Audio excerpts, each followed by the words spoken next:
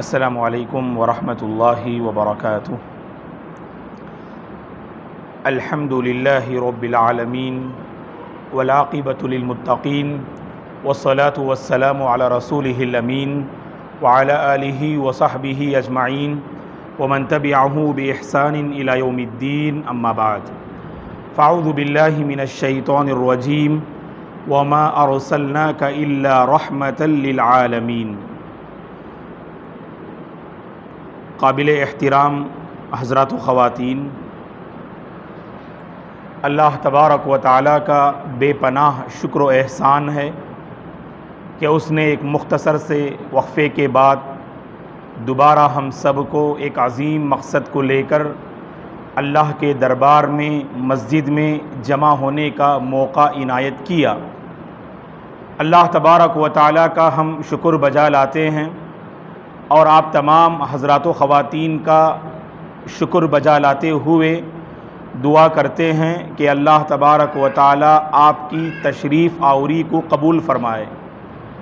جتنا کچھ وقت یہاں پر آپ کھپائیں گے اور گزاریں گے، اللہ تعالی اس وقت کو آپ میں سے ہر ایک کے حق میں ذخیرہ آخرت بنا دے، آپ کی زندگی میں رب ذوالجلال برکتیں نازل فرمائے اور ہمارے اس بیٹھک اور جمع ہونے کو اللہ تبارک و تعالی شرف قبولیت سے نوازے۔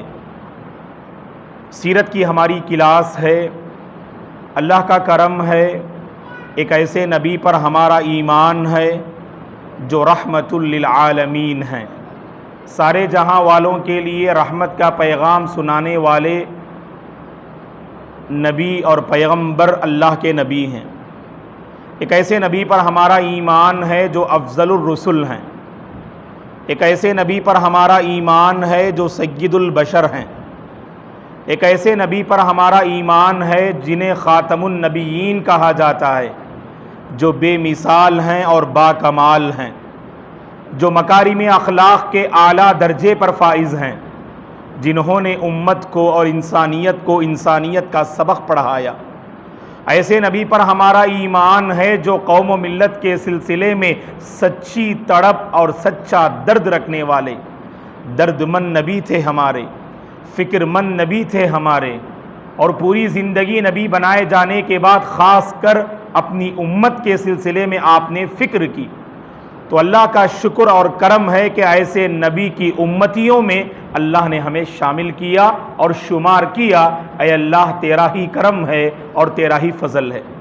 اور مزید اللہ کا ہم سب پر انعام، یہ ہفتے میں ایک مرتبہ اس عظیم پیغمبر کی زندگی کو معلوم کرنے کے لیے جمع ہوتے ہیں۔ اللہ اکبر، یہ بھی اللہ کی بہت بڑی کرم فرمائی ہے، ورنہ نبی پر ایمان لانے والے بہت سارے امتی ایسے ہیں جو اپنے نبی سے ناواقف، جو اپنے نبی کے بچپن سے ناواقف، جو اپنے نبی کی جوانی سے ناواقف، جو اپنے نبی کی نبوت سے ناواقف، مکی زندگی سے ناواقف، مدنی زندگی سے ناواقف، آپ کی سنتوں سے ناواقف۔ نتیجے میں ہماری زندگی اس نبی کے طرز زندگی پر نہیں ہوا کرتی ہے۔ تو اسی لیے ہم میں سے ہر ایک کا ٹارگٹ اور مقصد یہی ہے یہاں جمع ہونے کا، اپنے حبیب کو ہم پڑھیں جانیں تاکہ ہمارے دلوں میں اس نبی کے سلسلے میں جو محبت ہے اس محبت میں اضافہ ہو، اس عظمت میں اضافہ ہو، اس تعظیم میں اضافہ ہو، صحیح معنی میں آپ کی قدر کرنے والے ہم بن جائیں۔ تو اسی لیے اس سال کے شروع میں حالانکہ ہم مدنی زندگی تک پہنچ چکے تھے، لیکن پھر بھی ہم نے سوچا کہ بہت سارے ہمارے احباب حضرات و خواتین وہ ہیں جو ہمارے پچھلے سالوں کے دروس میں شریک نہ تھے، اسی لیے مختصر سے ہی ہمارے نبی کی زندگی کی شروعات سے کچھ باتیں آپ کی خدمت میں ہم رکھیں۔ تو یہ سلسلہ ہم نے شروع کیا دوبارہ، ہمارے نبی کی زندگی اور آپ کی صلی اللہ علیہ وسلم کی دنیا میں تشریف آوری سے پہلے اس دنیا کی حالت کیا تھی، عرب دنیا کی حالت کیا تھی، زمانے جاہلیت کے عادات و اطوار کیا تھے، یہ سب ہم نے مختصر معلوم کیا۔ اس کے بعد اللہ کے نبی کی پیدائش، آپ جب پیدا ہوئے تو گھرانہ کیسا تھا، آپ کا بچپن کیسے گزرا، اور آپ کے والد محترم جب ماں کے پیٹ میں تھے اسی وقت انتقال کر گئے، اور آپ کی والدہ آمینہ جب اللہ کے نبی کی عمر 6 سال کی تھی تو اس وقت آپ انتقال کر گئی، اور اللہ کے نبی کی عمر 8 سال کی تھی تو دادا عبد المطلب کا انتقال ہو گیا، اور دادا عبد المطلب کی وفات کے بعد جب اللہ کے نبی کی عمر عمر 8 سال کی تھی، اس وقت چچا جان ابو طالب کی پرورش اور کفالت میں اللہ کے نبی آتے ہیں، تو بچپن کا آخری مرحلہ اور جوانی کی شروعات اپنے چچا ابو طالب کی پرورش اور کفالت میں اللہ کے نبی کی شروعات ہوتی ہے۔ اور یہ بات بھی آپ کے ذہنوں میں ہوگی کہ جس نبی پر ہمارا ایمان ہے، نبی کا جو خاندان ہے وہ اسماعیل علیہ السلام سے جا ملتا ہے، جیسا کہ خود اللہ کے نبی نے فرمایا صلی اللہ علیہ وسلم نے، صحیح مسلم کی حدیث ہے، ان اللہ اصطفیٰ من اولد اسماعیل کنانہ واصطفیٰ من کنانہ قریشا واصطفیٰ من قریش بنی ہاشم واصطفانی بنی ہاشم۔ یہ اللہ کے نبی نے فرمایا صلی اللہ علیہ وسلم نے، بے شک اللہ تبارک و تعالیٰ نے اسماعیل علیہ السلام کی اولاد میں کنانہ نامی قبیلے کا انتخاب کیا، اور کنانہ نامی قبائل میں سے قریش کا انتخاب کیا، اور قریش کے قبائل میں اللہ نے بنو ہاشم کا انتخاب کیا، اور بنو ہاشم میں سے اللہ تبارک و تعالیٰ نے میرا انتخاب کیا۔ یہ اللہ کے نبی نے فرمایا۔ اسی لیے ہم جانتے ہیں اللہ کے نبی کے جو خاندان کا سلسلہ ہے جو عدنان تک جا ملتا ہے، اور عدنان کے بعد اسماعیل علیہ السلام سے، تو گویا کہ یہ سلسلے میں سے صرف 5 لوگوں کے نام ہمارے ذہنوں میں ہیں۔ ایک آپ کا نام محمد ہے، والد کا نام عبداللہ ہے، دادا کا نام عبد المطلب ہے، پردادا کا نام ہاشم ہے، اور پردادا کے جو والد ہیں ان کا نام ہے عبد مناف۔ تو محمد ابن عبداللہ ابن عبد المطلب ابن ہاشم ابن عبد مناف، یہ 5 سلسلہ ذہن میں رکھیے، بس 5 سلسلے ذہن میں رکھیے۔ ہمارے نبی کے والد محترم عبداللہ تھے، اور ان کے والد محترم عبد المطلب تھے، ان کے والد محترم ہاشم تھے، ان کے والد محترم عبد مناف تھے۔ بنو ہاشم سے ہمارے نبی کا تعلق تھا صلی اللہ علیہ وسلم کا۔ اور جوانی کے مرحلے میں، بچپن تو تھوڑی تفصیل سے ہم نے پچھلے اسباق اور دروس میں ہم نے آپ کے سامنے رکھا، اور جوانی کا دور کیسا تھا اس کی شروعات ہم نے کی، اور ہم نے آپ کے سامنے بتایا جب اللہ کے نبی جوانی کی دہلیز پر قدم رکھتے ہیں، بچپن میں بکریاں چرایا کرتے تھے صلی اللہ علیہ وسلم، جیسا کہ خود صحیح بخاری کی حدیث ہے، اللہ کے نبی نے فرمایا صلی اللہ علیہ وسلم نے، کنت ارعاها علی قراریط لأہل مکہ، کہ میں مکہ والوں کے لیے اجرت پر بکریاں چرایا کرتا تھا۔ یہ اللہ کے نبی بچپن میں بکریاں چرایا کرتے تھے، اس کی حکمت کیا تھی یہ بھی ہم نے بتایا۔ قوم کو سنبھالنے جا رہے ہیں، ایک بڑی امت کو سنبھالنے جا رہے ہیں۔ بکری وہ جانور ہے جسے اگر کوئی سنبھالنا، اگر چرانے کا ہنر اگر اس کے اندر آ جائے، کیونکہ آپ جانتے ہیں جانوروں میں سب سے زیادہ ادھر ادھر بدکنے والا اگر کوئی جانور ہے تو وہ بکریاں ہیں، جو ادھر سے ادھر ہمیشہ جو ہے بدکتی رہتی ہیں، بھاگتی رہتی ہیں۔ ان کو کنٹرول کرنا بہت مشکل ہے، صبر آزما کام ہے کہ وہی کنٹرول کر سکتا ہے جس کے پاس صبر کا مادہ ہو، وہی کنٹرول کر سکتا ہے جس کے اندر صبر و تحمل کا جذبہ ہو۔ تو گویا کہ ابن قیم رحمۃ اللہ علیہ فرماتے ہیں بہت سارے انبیاء کی زندگی میں ہمیں یہ چیز ملتی ہے، وہ بچپن میں بکریاں چرایا کرتے تھے، کیونکہ قوم و ملت کو سنبھالنے کے لیے ایک بندے کو صابر ہونا پڑے گا، ایک بندے کو جو ہے صابر ہونا پڑے گا، صبر کا مادہ اس کے پاس آنا پڑے گا۔ اسی لیے ہم دیکھتے ہیں اللہ کے نبی جب نبی بنائے گئے 40 سال کے مرحلے میں،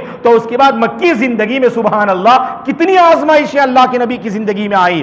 آپ کی عزت کے ساتھ کھلواڑ کیا گیا، آپ کے جذبات کے ساتھ جو ہے کھلواڑ کیا گیا، آپ کے جذبات کو ٹھیس اور تکلیف پہنچانے کی کوششیں کی گئیں۔ اللہ کے نبی نے کبھی جلد بازی نہ کی، اللہ کے نبی نے کبھی اپنی قوم کے حق میں بد دعا نہ کی، ہمیشہ اللہ کے نبی کی تڑپ رہی، اس قدر صبر آزما رہے، اس قدر صبر آزما بندے رہے اللہ تعالیٰ کے یہ صلی اللہ علیہ وسلم۔ اگر کسی نے بد دعا سے آپ کا مقابلہ کیا تو اس کا مقابلہ آپ نے دعاؤں سے کیا، اگر کسی نے آپ کو زحمت دی رحمتوں سے اس کا مقابلہ کیا۔ یہ تھے صلی اللہ علیہ وسلم رحمت للعالمین۔ جب جوانی کی دہلیز میں قدم رکھتے ہیں اللہ کے نبی تو وہاں پر آپ تجارت کرنا شروع کرتے ہیں، تجارت کرنا شروع کرتے ہیں۔ تو ہم نے یہاں پر بتایا آپ کو یہ اسلام کی خوبی ہے دوستو، اپنے ماننے والوں کو یہ آرام سے رہنا یہ اسلام پسند نہیں کرتا ہے۔ اسلام کبھی بھی یاد رکھیے، ماشاءاللہ یہاں ہمارے سامنے نوجوان ہیں، نوجوانوں یہ سبق آپ حاصل کرو، زندگی میں کچھ آپ پانا چاہتے ہیں،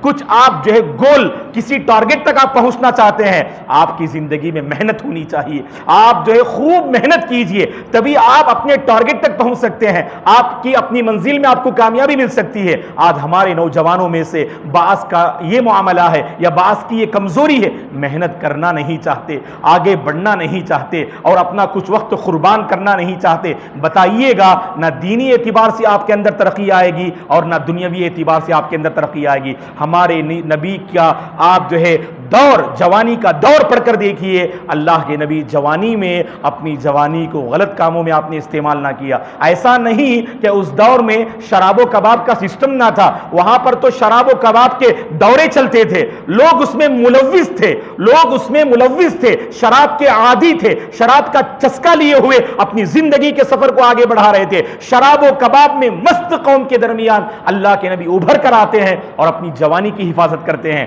تو نوجوانوں، اصل کامیابی یہ ہے کہ آپ ایسے لوگوں کے درمیان اپنی جوانی کی حفاظت کر پائیں، یہ اصل کمال ہے۔ آپ چاہتے ہیں کہ پوری طرح سے آپ کا ماحول بنے بنایا ماحول ہو، وہاں پر آپ دیندار ہیں، یہ کوئی کمال کی بات نہیں ہے۔ بگڑے ہوئے ماحول میں آپ اپنے آپ کو بہتر بناتے ہیں، واللہ یہی سب سے کمال ہے۔ اور ہمارے نبی کی جوانی کی زندگی پڑھ کر دیکھیے، ہر طرف سے آپ کی جوانی کو بھڑکانے والی چیزیں تھی۔ ایک انسان کے سامنے شراب ہو، ایک انسان کے سامنے نوجوان لڑکی ہو اور اسے اپنانے کے سارے راستے مہیا ہو، پھر بھی اگر وہ اپنی دامن کو بچاتا ہے، واللہ یہ تقویٰ کا سب سے بڑا معیار ہے، یہ دینداری کی سب سے بڑی پہچان ہے۔ تو پتہ کیا چلا، حالات جیسے بھی ہوں ہم اپنے آپ کو انشاءاللہ صحیح راہ پر رکھیں گے۔ ہم یہ بہانہ نہیں بنائیں گے، مولانا میرے اندر جذبہ تو تھا کہ ہر ہفتہ پروگرام میں آنا چاہتا تھا، کیا کریں، دوستی ایسی ہماری کہ ہمارے اپنے دوست ایسے ہیں جو ہمیں کسی نہ کسی طرح سے غلط راستے پہ لے کر چلے جاتے ہیں۔ یہ آپ بہانہ مت بنائیے، کمال تو یہ ہے ان دوستوں کے درمیان اپنے آپ کو آپ مسجد سے جوڑ کے رکھتے ہیں، دینی حلقات سے جوڑ کے رکھتے ہیں، اچھے پروگرام سے آپ کا تعلق ہے، واللہ یہ دینداری کی علامت ہے دوستو۔ اور میں خاص کر نوجوانوں سے اپیل کرتا ہوں اور پورے ادب و احترام کے ساتھ آپ سے گزارش کرتا ہوں، اس طرح کے جو پروگرام ہوتے ہیں دوستو، واللہ یہ آپ کے لیے رکھے جاتے ہیں۔ جو کچھ وقت ہم کھپا رہے ہیں نا، کہ اللہ تبارک و تعالی ہماری آخرت بھی سنوار دے اور آپ کی آخرت بھی سنوار دے، ہم بھی دنیاوی اور اخروی اعتبار سے کامیاب ہوں اور آپ بھی کامیاب ہوں۔ تربیت اور اخلاق، بس یہی ہمارا مقصود ہے دوستو، اس میں آپ ساتھ دیا کیجئے۔ انشاءاللہ ہماری کلاس میں بہت ساری باتیں آپ سنیں گے ہمارے نبی کی زندگی کے حوالے سے، کیونکہ بعض نوجوان جو پہلی بار آئے ہیں ان سے ہم گزارش کرتے ہیں، یہ آپ کے لیے بہت قیمتی تحفہ ہے، یہ کلاس آپ کے لیے بہت قیمتی تحفہ ہے۔ اگر آپ نے پابندی سے اس میں شرکت کی، آپ خود اپنے نالج میں جو ہے ضرور اضافہ پائیں گے، بہت سارے نئے نئے واقعات اور نئی نئی معلومات آپ کی خدمت میں ہم رکھنے کی ضرور انشاءاللہ کوشش کریں گے۔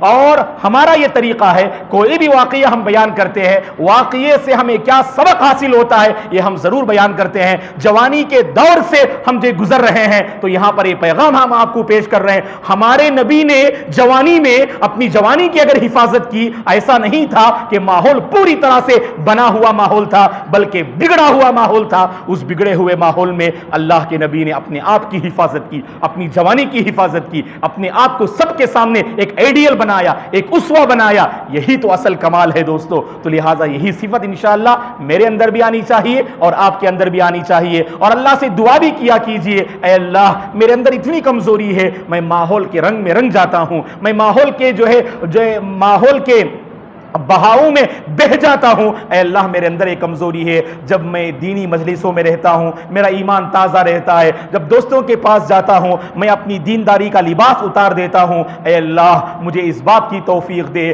جہاں بھی رہوں، جس حال میں بھی رہوں، دین کا لباس ہمیشہ میرے اپنے جسم کے ساتھ چمٹ کر رہے، دین کا لباس کبھی نہ اتاروں، سنت کا لباس کبھی نہ اتاروں، تقوی کا لباس کبھی نہ اتاروں۔ یہ اللہ سے مانگیے دوستو، اللہ ضرور آپ کی حفاظت کرے گا، آپ کو دیندار بنائے گا، آپ کو مثالی بنائے گا، آپ کو اسوہ بنائے گا۔ آپ گزرتے ہوئے ہمارے بزرگ احباب کہیں گے، ارے جیو تو ایسے جیو، زندگی گزارو تو ایسی زندگی بسر کرو۔ ارے ہمارے معاشرے کا یہ وہ ہیرا ہے، یہ وہ نوجوان ہے جو کبھی کسی شکایت کا موقع نہیں دیتا، 5 وقتہ نمازوں کی پابندی کرتا ہے، ہمیشہ اچھے اخلاق کی تعلیم دیتا ہے، پڑھائی سے اس کا تعلق ہے، محنت اس کی پہچان ہے۔ ایسے آپ کے بارے میں گواہی دینی چاہیے۔ اور یہی گواہی کون دیتے تھے؟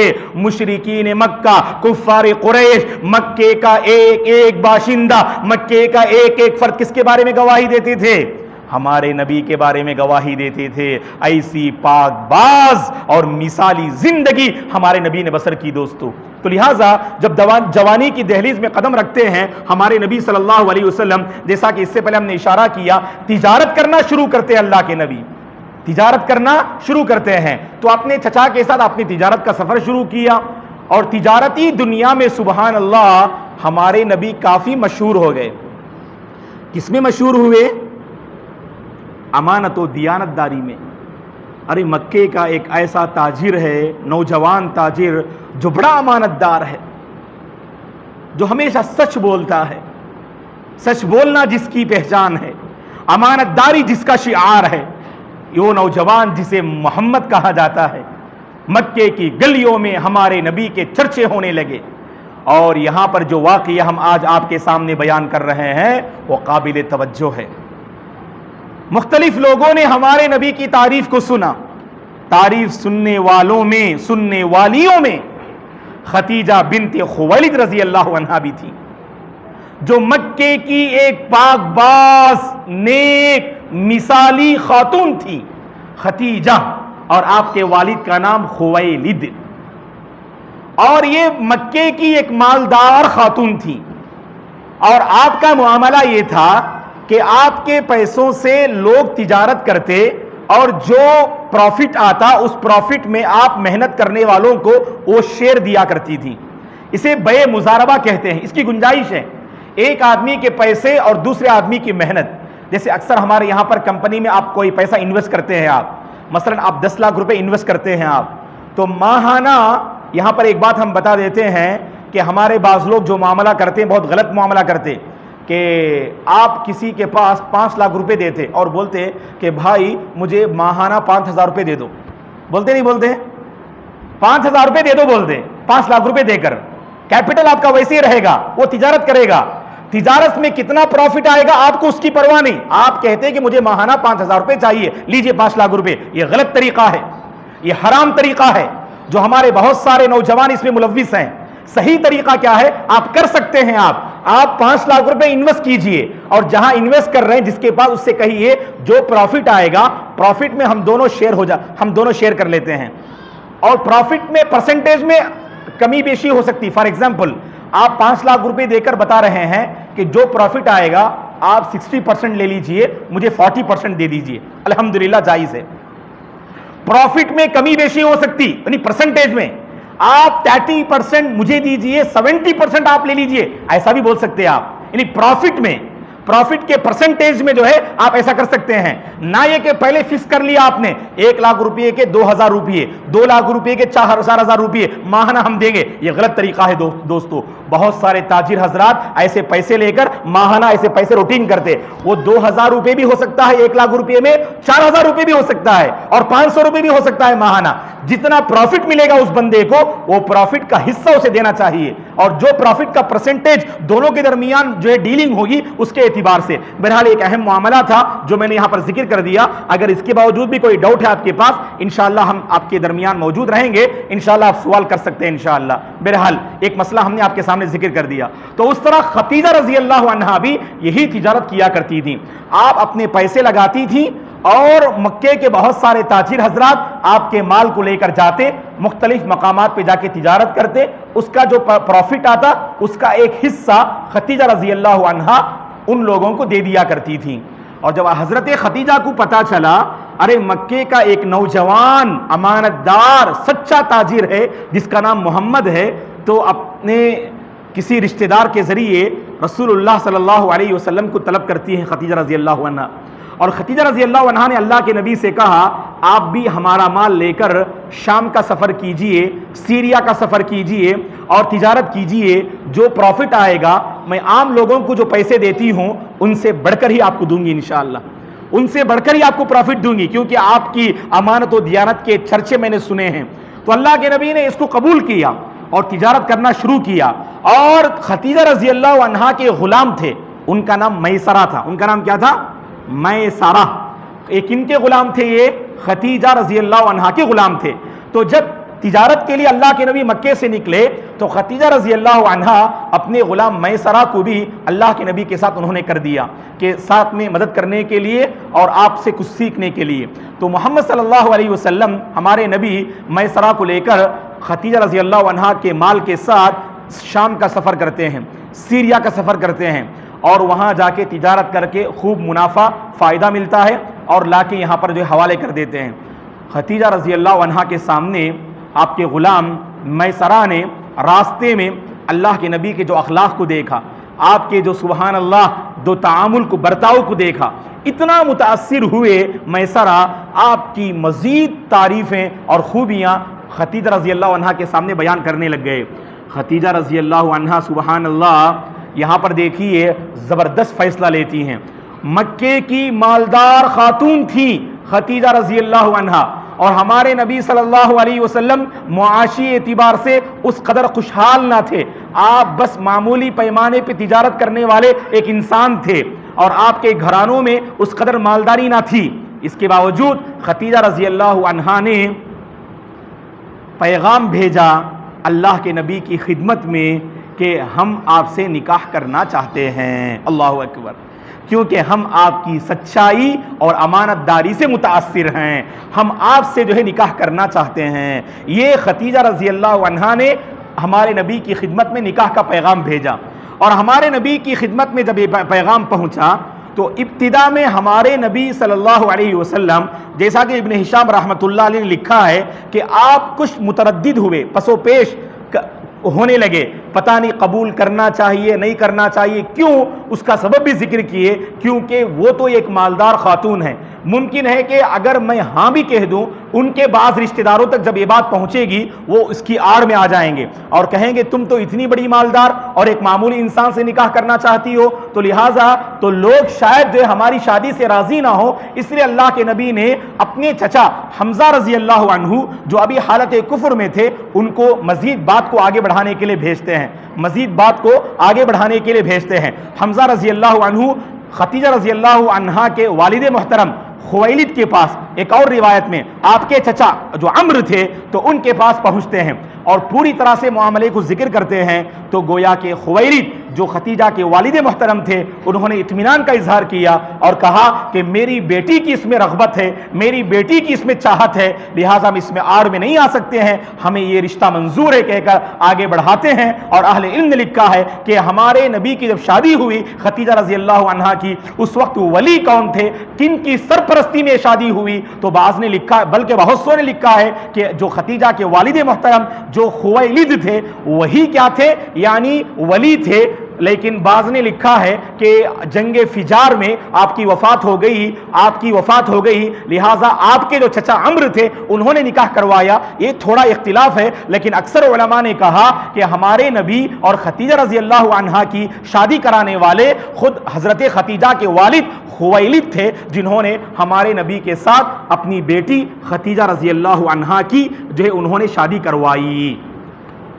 نکاح کے بعد, اور عمر کو جانتے آپ, جس وقت ہمارے نبی کا نکاح ہوا, ہمارے نبی کی شادی ہوئی, اس وقت آپ کی عمر 25 سال تھی, اور اللہ اکبر خدیجہ رضی اللہ عنہا کی عمر 40 سال تھی. اور خدیجہ رضی اللہ عنہا کے حق میں یہ تیسری شادی تھی اور ہمارے نبی کے حق میں یہ پہلی شادی تھی. کیوں؟ کیونکہ خدیجہ رضی اللہ عنہا نے اس سے پہلے 2 مردوں سے نکاح کیا تھا, اور اہل علم نے لکھا کہ دونوں آپ سے جدا ہو گئے, ان میں سے ایک وفات ہو گئے. جن سے آپ کا پہلا نکاح ہوا ان کا نام عتیق بن حائز تھا, ان کا نام عتیق تھا, عتیق بن عائز ان کا نام تھا, اور ان سے ایک لڑکی پیدا ہوتی ہے. اور اس کے بعد آپ کے دوسرے شوہر کا نام ابو حالہ تھا, ابو حالہ یہ آپ کے دوسرے شوہر کا نام تھا, ان سے ایک لڑکی اور ایک لڑکا. تو گویا کہ آپ کے 3 بچے تھے, جو تینوں کے بارے میں بعض علماء نے لکھا ہے وہ تینوں کی وفات بچپن ہی میں ہو گئی. تو بہرحال ہمارے نبی جو عقد نکاح میں آتے ہیں وہ تیسرے نمبر پر ہوتے ہیں. تو پہلے عتیق تھے,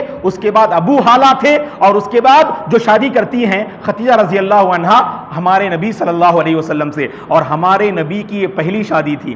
اور سبحان اللہ آپ جانتے ہیں ہمارے نبی نے انشاءاللہ ہم آپ کو آگے بتاتے جائیں گے کہ کہاں کہاں کس کس موقع پر ہمارے نبی نے دیگر امہات المؤمنین رضی اللہ عنہن سے شادیاں کی، کن حالات میں شادی کی، کیا ضرورت تھی، وہ ساری تفصیل ہم آپ کو بتائیں گے۔ 11 شادیاں ہمارے نبی نے کی اور 2 لونڈیاں ہمارے نبی کی تھیں، تو گویا کہ ہمارے نبی کی کل 11 شادیاں ہوئیں اور 2 لونڈیاں اللہ کے نبی کی تھیں۔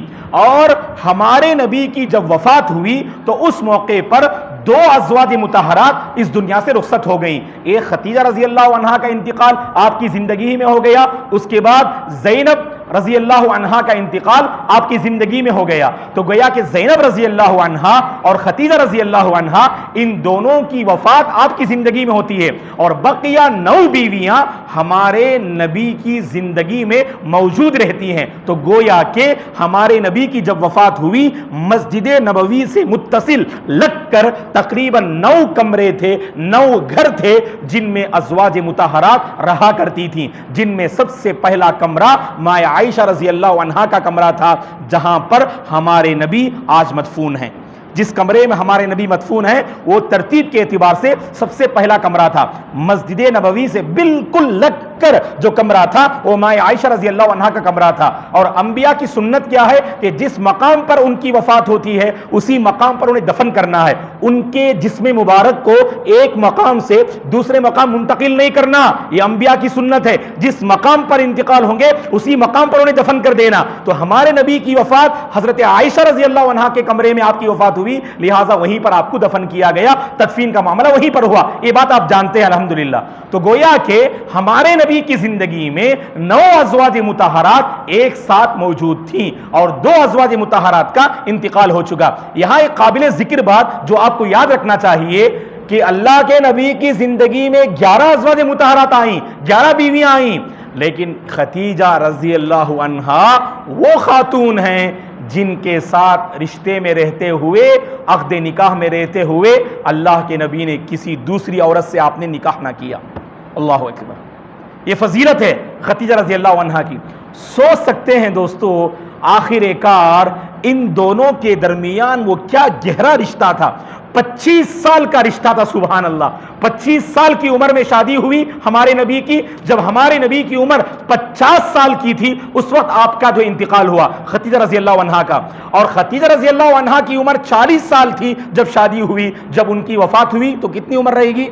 60 پر 5، تو احسن، تو 60 پر 5 سال کی عمر میں خدیجہ رضی اللہ عنہ وفات پا جاتی ہیں۔ یہ 25 سال کے درمیان جو ان دونوں کا مضبوط اور گہرا جو رشتہ تھا واللہ ہم اسے بیان ہی نہیں کر سکتے ہیں، اس قدر محبت تھی اللہ کے نبی کی اپنی زوجہ محترمہ خدیجہ رضی اللہ عنہ کے ساتھ۔ مختلف مقامات پر اللہ کے نبی نے اس کا اظہار بھی کیا، مائے عائشہ رضی اللہ عنہ سے اللہ کے نبی بہت محبت کرتے تھے، اس کے باوجود مائے عائشہ رضی اللہ عنہ فرماتی ہیں اللہ کے نبی وقتاً فوقتاً خدیجہ رضی اللہ عنہ کا ذکر کرتے تو مجھے کبھی تکلیف بھی ہوا کرتی تھی۔ یہ سوکنوں کا مسئلہ ہے، یہ انسانی فطرت ہے، یہ ہوگا یہ، لیکن خدیجہ رضی اللہ عنہ کے متعلق انتقال کے بعد بھی، وفات ہونے کے بعد بھی اللہ کے نبی نے کسی کا اتنا ذکر نہ کیا جتنا ذکر کہ اللہ کے نبی کس کا کرتے تھے؟ خدیجہ رضی اللہ عنہ کا کیا کرتے تھے۔ اسی لیے ہم دیکھتے ہیں، یہ کہہ کر انشاءاللہ اپنی بات ختم کر دیں گے، اس کے بعد مزید جوانی کی زندگی میں اور کیا واقعات رونما ہوئے ہم بیان کریں گے انشاءاللہ۔ خدیجہ رضی اللہ عنہا سے تقریباً ہمارے نبی کی جتنی اولاد تھی، جتنے بچے تھے، وہ سب کے سب مائے خدیجہ سے، سوائے ابراہیم کے۔ ابراہیم جو پیدا ہوئے وہ ماریہ قبطیہ سے، جو اللہ کے نبی کی لونڈی تھی، ماریہ قبطیہ سے۔ جانتے ہیں آپ کہ لونڈیوں سے بھی اپنے تعلقات کو قائم رکھ سکتے ہیں، لیکن فی الوقت لونڈیوں کا سسٹم نہیں ہے۔ جب لونڈیوں کا سسٹم ہوگا تو ان کے ساتھ مرد حضرات اپنے تعلقات قائم رکھ سکتے ہیں، ورنہ یہ شرمگاہ صرف جو ہے بیویوں کے لیے ہے اور ان کے علاوہ بقیہ عورتوں پر یہ حرام ہے، جیسا کہ اللہ نے قرآن میں اس کی وضاحت فرمائی۔ بہرحال کہ لونڈیوں میں سے 2 لونڈیاں تھیں، تو ماریہ قبطیہ کا کہ یہاں پر جو بچہ ہوتا ہے انہی کا نام ابراہیم ہے، ٹھیک ہے نا؟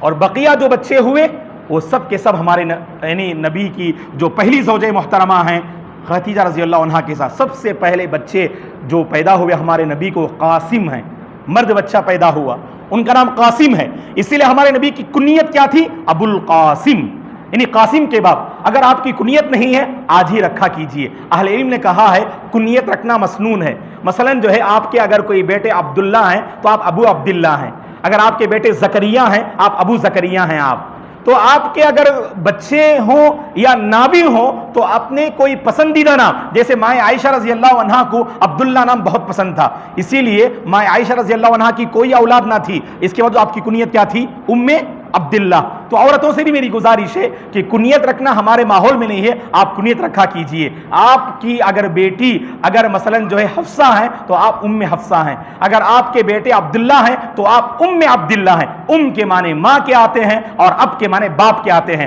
تو ابو عبداللہ اور ام عبداللہ۔ تو اس طرح جو ہے کنیت رکھنا مستحب ہے، جیسا کہ اہل علم نے کہا۔ تو ہمارے نبی کی کنیت کیا تھی؟ قاسم، ابو القاسم، جو آپ کے پہلے بیٹے تھے جو بچپن میں انتقال کر گئے۔ اس کے بعد ہمارے نبی کو زینب پیدا ہوتی ہیں، ان کے بعد رقیہ پیدا ہوتی ہیں، ان کے بعد کلثوم پیدا ہوتی ہیں، ان کے بعد فاطمہ رضی اللہ عنہا پیدا ہوتی ہیں۔ یہ 5 بچے۔ پھر 6 نمبر پر عبداللہ پیدا ہوتے ہیں، اور عبداللہ ہی کے 2 نام تھے، طیب بھی کہا جاتا تھا آپ کو اور طاہر بھی کہا جاتا تھا۔ عبداللہ کے 2 نام تھے، ایک طیب اور ایک طاہر۔ تو گویا کہ خدیجہ رضی اللہ عنہا سے 2 بیٹے ہوئے اور 4 بیٹیاں ہوئیں، اور بقیہ ابراہیم ماریہ قبطیہ سے۔ بس یہ ہمارے نبی کی یہ اولاد اور بچوں کی تفصیل رہی۔ انشاءاللہ آنے والے درس میں ہمارے نبی نے جوانی کا مرحلہ کیسے گزارا اور کیا کیا واقعات رونما ہوئے وہ انشاءاللہ ہم معلوم کرتے ہیں۔ اللہ سے ہماری دعا ہے اللہ تبارک و تعالی رسول اللہ صلی اللہ علیہ وسلم سے سچی محبت کرنے، آپ کی حیات طیبہ سے جو اسباق اور نصیحتیں ہمیں ملتی ہیں ان نصیحتوں کے مطابق اپنی زندگی کو ڈھالنے اور سچی محبت کرنے اور آپ کی سنتوں پر اپنی خواہشات کو قربان کرنے کی اللہ ہم سب کو توفیق عطا فرمائے، آمین۔ اقول قولی ھذا واستغفر اللہ لی ولکم ولسائر المسلمین من کل ذنب فاستغفروہ انہ الغفور الرحیم۔ پھر آخر میں آپ تمام حضرات و خواتین کا ہم تہ دل سے شکریہ ادا کرتے ہیں اور اپیل کرتے ہیں آپ تمام سے آنے والے ہفتوں میں بھی آپ کوشش کیا کیجیے بس تھوڑی دیر